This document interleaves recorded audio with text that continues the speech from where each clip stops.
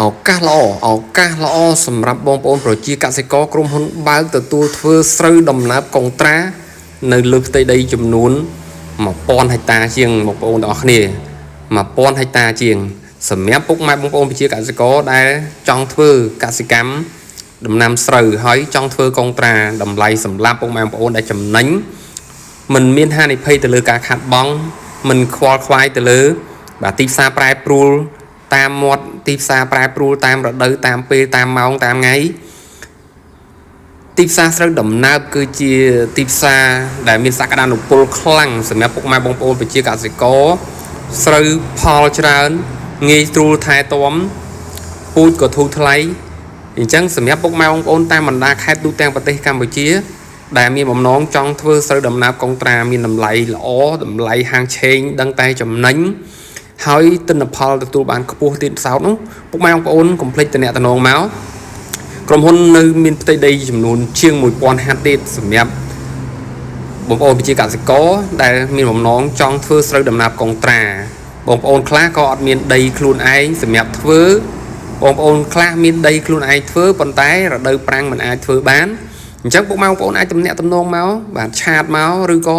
តាក់ទងតាមលេខទូរស័ព្ទដើម្បីតំណតំណងធ្វើស្រូវកុងត្រាបាទដែលមានឱកាសចំណេញពុកម៉ែបងប្អូនតម្លៃហាងឆេងនឹងតែល្អតម្លៃដឹងតែចំណេញតែម្ដងសម្រាប់ពុកម៉ែបងប្អូនស្រូវកុងត្រាយើងអាចដឹងថាចំណេញឬក៏ខាតដោយសារយើងអាចកណនាបានជាមុនយើងដឹងតម្លៃជាមុនដូច្នេះហើយមុននឹងយើងចាប់ផ្ដើមចុះធ្វើមុននឹងចាប់ផ្ដើមចុះវាយដីមុននឹងចាប់ផ្ដើមធ្វើកុងត្រា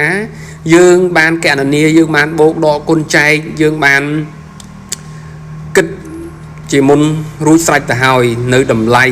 យើងបានបូកដកទៅលើថ្លៃចំណូលនិងចំណាយយើងអាចដឹងតម្លៃជាមុនដូច្នេះហើយគឺការធ្វើស្រូវកុងត្រាគឺជាឱកាសល្អបំផុតសម្រាប់បងប្អូនប្រជាកសិករដែលគ្មានហានិភ័យ